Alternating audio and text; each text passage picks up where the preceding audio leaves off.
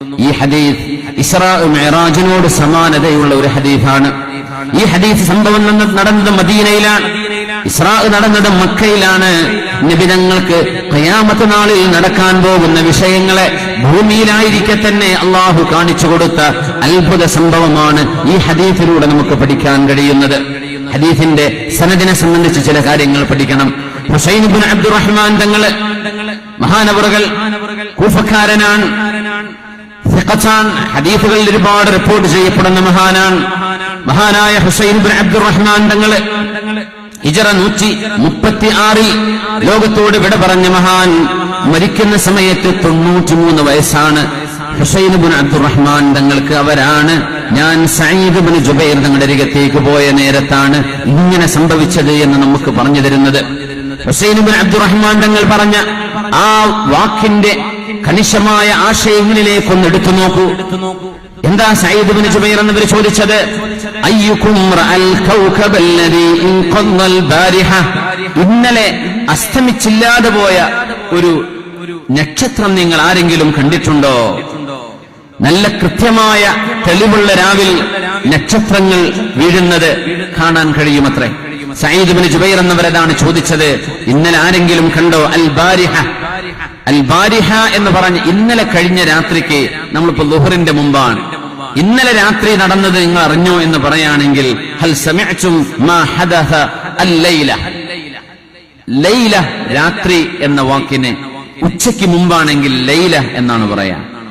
സവാന് കഴിഞ്ഞാൽ ഉച്ച കഴിഞ്ഞാണ് പറയുന്നത് ഇന്നലെ രാത്രിക്ക്, അപ്പൊ പിന്നെ അൽ ബാരിഹ, അപ്പോഴാണ് അൽ ബാരിഹ എന്ന് പറയാ. അപ്പൊ ഈ സംഭവം നടന്നത് ഉച്ച കഴിഞ്ഞതിന് ശേഷമാണ് എന്ന് ഈ വാക്കിൽ നിന്ന് വ്യക്തമാണ്. ഇന്നലെ അൽ ബാരിഹ, ഇന്നലെ രാത്രി. അത് പറഞ്ഞാൽ ഉച്ചയ്ക്ക് ശേഷം പറയുമ്പോഴേ തലേ രാത്രിയെ കുറിച്ച് അൽ ബാരിഹ അല്ലെങ്കിൽ അൽ ലൈല എന്നാണ് പറയാ. ഇരിക്കട്ടെ, ഹുസൈൻ ഇബ്നു അബ്ദുറഹ്മാൻ തങ്ങൾ പറയാ, ഞാനത് കണ്ടിട്ടുണ്ട്, ഞാനത് കണ്ടു. കണ്ടതിനെ സംബന്ധിച്ചല്ല വിഷയം, ബഹുമാനപ്പെട്ടവർ പറഞ്ഞ വാക്കിന്റെ ഒരു നോക്കണം. അമ്മ ഇന്നി എന്നാണ്. ആ അമ്മ ഇസ്തിഫ്താഹിന്റെ അമ്മയാണ് എന്ന് പറയാം. എന്നാലേ ഞാനത് കണ്ടു എന്ന് വിചാരിച്ച് ഞാൻ അവിടെ കയ്യും കെട്ടി നിസ്കരിക്കായിരുന്നു എന്നൊന്നും വിചാരിക്കണ്ടേ. എനിക്ക് തേളുകുത്തി വേദനയായിട്ട് ഞാൻ ഉറങ്ങാണ്ടിരിക്കുക, അപ്പൊ കണ്ടതാണ്. എന്തിനാണ് പറയുന്നത്? ഞാനൊരു നിസ്കാരക്കാരനായിട്ടുണ്ടായതാണെന്ന് നിങ്ങൾ തോന്നണ്ട. ഞാനത് കണ്ടു എന്ന് പറഞ്ഞാൽ ഉറക്കൊഴിഞ്ഞിരിക്കണ്ടേ? അപ്പൊ രാത്രി നിസ്കരിക്കുന്നവരല്ലേ അത് കാണുക. ഞാൻ വലിയ നിസ്കാരക്കാരനായിരുന്നു എന്ന് നിങ്ങൾ എന്നെ പറ്റി വിചാരിക്കണ്ട.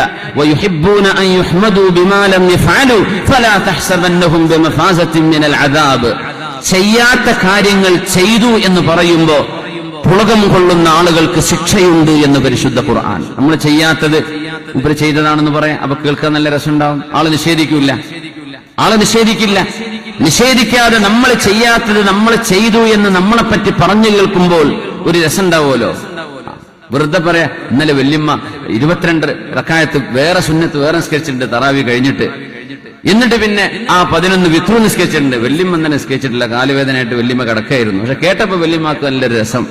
പറഞ്ഞോട്ടെ വേറെ കുട്ടിയല്ലേ, വല്യമ്മാന്റെ സ്ഥാനം അങ്ങോട്ട് കൂടിക്കോട്ടെ. അങ്ങനെ ചിന്തിക്കാൻ പാടില്ല. ഇല്ലാത്തത് പറയാൻ പാടില്ല. ഇല്ലാത്തത് പറഞ്ഞാൽ അത് എന്നെ പറ്റി പറഞ്ഞത് ശരിയല്ല എന്ന് നിഷേധക്കുറിപ്പ് കൊടുക്കണമെന്നാണ്, നിഷേധിക്കണമെന്നാണ്.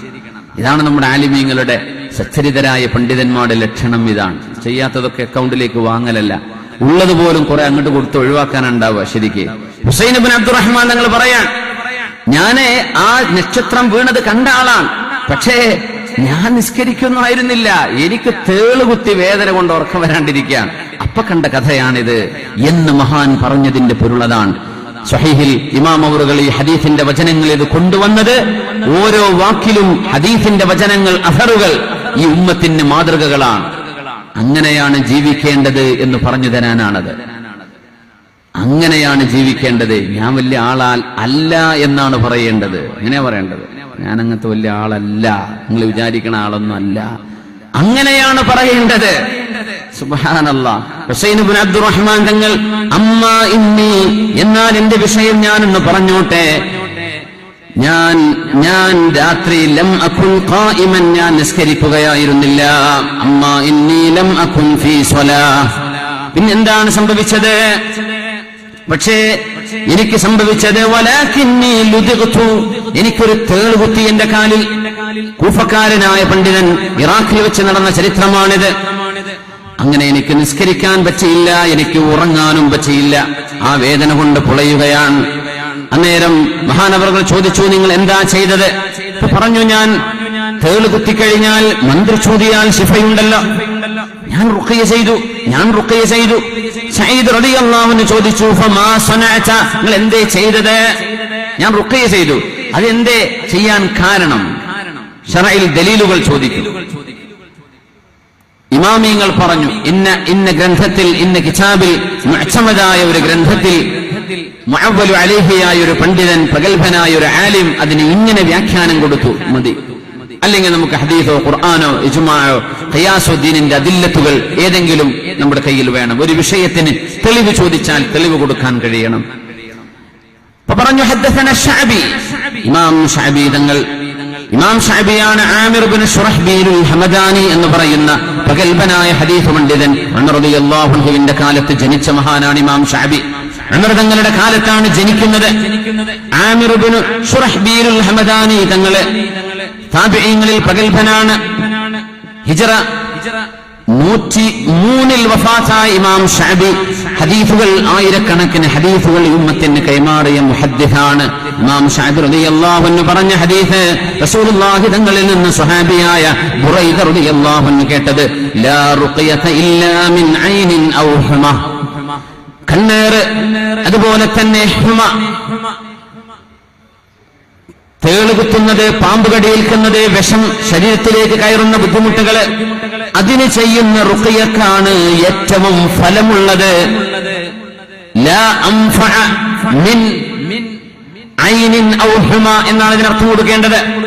റുഖിയകളിൽ ഏറ്റവും ഉപകാരമുള്ള റുഖിയ കണ്ണേറ് തട്ടുമ്പോഴും അതുപോലെ വിഷബാധ ഏൽക്കുമ്പോഴുമാണ് എന്ന് അഷ്റഫുൽ ഖൽഖ് സ്വല്ലല്ലാഹു അലൈഹി വസല്ലമ തങ്ങൾ പറഞ്ഞുവല്ലോ.